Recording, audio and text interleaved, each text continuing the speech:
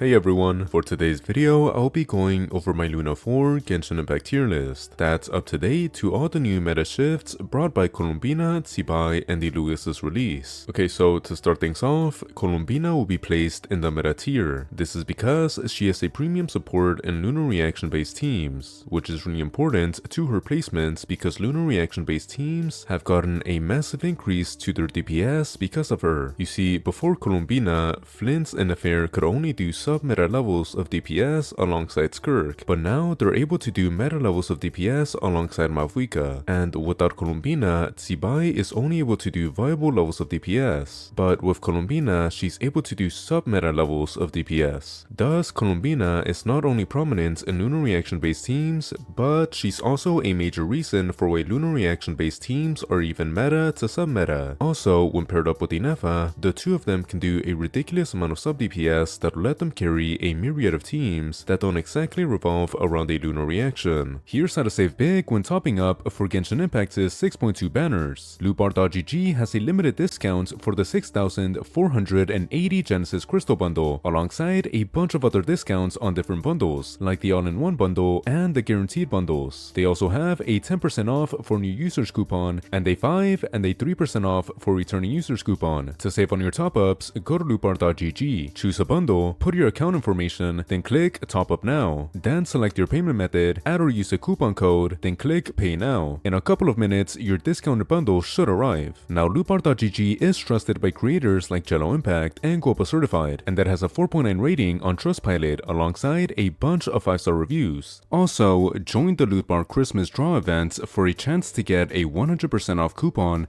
and other grand rewards. You can get a guaranteed win for the first draw, and the first purchase during the event grants 2 times loot bar points. So if you want to save when topping up, go to lootbar.gg by clicking the link in the pinned comment or description. Also, Columbina when paired up with Lauma can do sub-meta levels of DPS. So if we take that into account, alongside the fact that she can also act as a meta support and sub-DPS, she's definitely a meta character. Now for Zibai, like I said, Zibai can do sub-meta levels of DPS when paired up with Columbina, so she goes in the sub-meta tier. Now you could make an argument that Zibai should be placed in the meta tier because she can actually do meta levels of DPS if she's given the same amount of investment as Neuvillette and Flint's, aka if she's given her C1, since Flint's and Neuville's premium teams use 2 5-star supports, while Zibai's premium teams only use 1 5-star support. Thus, to balance things out, you'd have to give Zibai her C1 so that the same amount of investment could be given to Zibai's premium teams and Neuvillette and Flint's premium teams. But in my opinion, Zibai needing Illuga, a brand new 4-star with constellations, is equivalent to her needing another 5-star like Neuvillette and Flint's. Thus, I'm not too much of a fan of the rhetoric that Zibai's premium teams don't have as much investment as Neuvillette and Flint's premium teams, and will keep Zibai in the sub-meta tier. For Ineffa, like I said, she's going to be an incredibly powerful sub-DPS when paired up with Columbina in a myriad of teams, and even without Columbina, she'll arguably still be the best Electro applicator in any hydro-related reaction-based team, and of course, she is still the best investment, even better than Columbina for Flint's, who's a meta DPS. Thus, because of her versatility and presence in Flint's teams, she'll be placed in the meta tier. For Neuvillette is no longer the strongest and most versatile DPS in the game, and thus he's not in the meta tier, but he's still able to compete with other top tier DPS, since he can synergize really well with brand new supports, to the point where even if he's mostly getting carried by them, he's still able to be placed in a myriad of teams that do sub-meta levels of damage, partially thanks to him. Thus, I'd place him in the sub-meta tier, because even though he mostly gets carried by brand new characters, he has a lot of teams with these brand new characters in which he can consistently do sub-meta levels of DPS. For Illuga, he'll be in the viable tier because he'll only be good in Zibai teams at high constellations, which are at most a sub-meta level team. For Lauma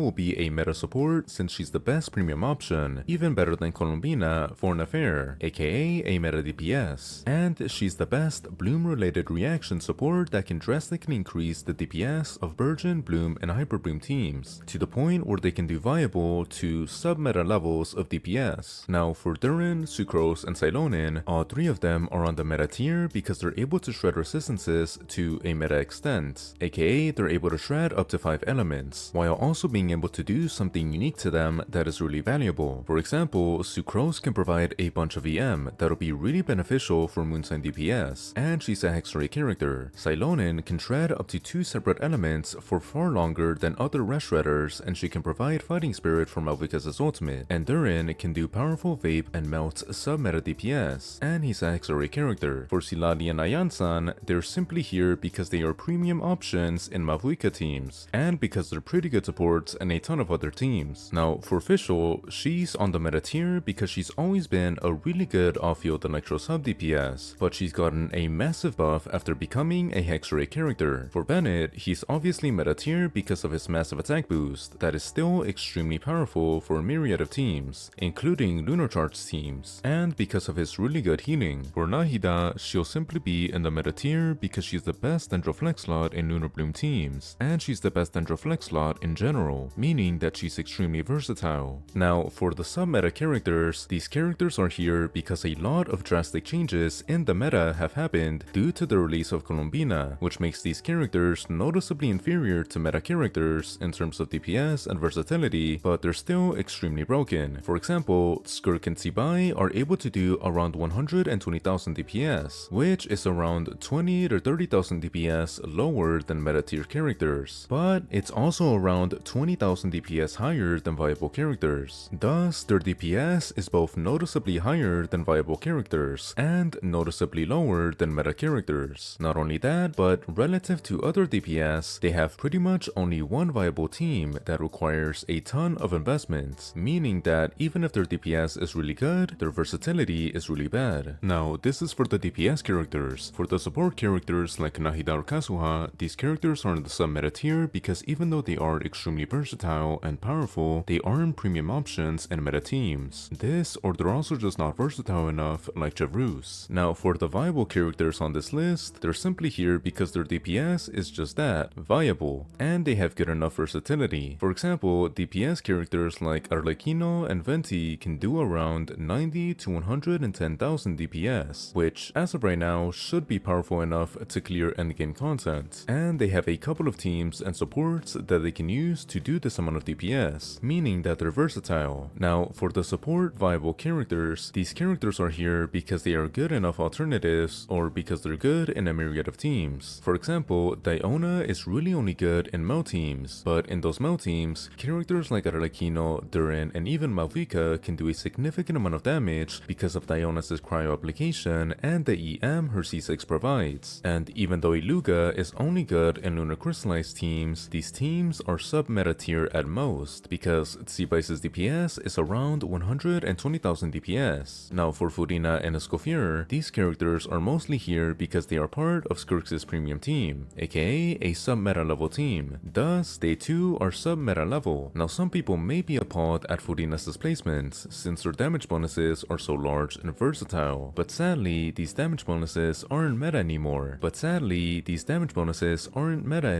Since Malvika's premium team doesn't include Furina, and Moonsign DPS not only don't care for damage bonuses, but they also have Columbina now, who is far better than Furina. For mid-tier DPS characters, these characters are here because even if they are valuable, they need a ton of investments, or they're only good in one team. Or, if they aren't viable, their DPS is simply the next step lower. For example, Diluc, Xiao, and Wanderer can't do viable levels of DPS unless they're given specific or large amounts of investments, meaning that most of the time they can't do viable levels of DPS, and when they can, it's because of either multiple meta supports like Furina, Ineffa, Escoffier, or Durin, or because of one specific support like Shanyun. For mid-tier supports, these are supports that have a couple of viable supportive abilities, but the supportive abilities aren't special or too important. For example, Dehya and Candice are pretty good elemental applicators, but Dehya has a ton of way better alternatives like Xiangling, Malvika, and Durin, and Candice has Jingchou, Furina, and Yelan as far better alternatives. For bad and even horrible tier DPS, these are characters that are pretty much unplayable unless they are given a ridiculous amount of investments. And bad and horrible tier supports are typically characters that serve as possibly the worst options for their respective roles. For example, Barbara is meant to be an off-field Hydra applicator and on-field healer, but compared to off-field Hydra applicators like Jingchou or Furina, and compared to other healers like Shanyun or Escoffier, she's just a a horrible option. Now, for the niche characters, these are characters that are typically on one tier, but they can be in completely different tiers depending on the circumstance. For example, Amber is typically in the horrible tier, but in some Stygian onslaughts, she has been in the meta tier because of her quick burst of pyro application, and Cookie is typically in the mid tier, but she can be in the sub-meta tier when she's built with a ton of EM and Hyperbloom teams. Anyways, that's all I've got for today. If you've enjoyed this video, please like and subscribe. If you wish to know more, you can click on the video to the right. With that being said, goodbye.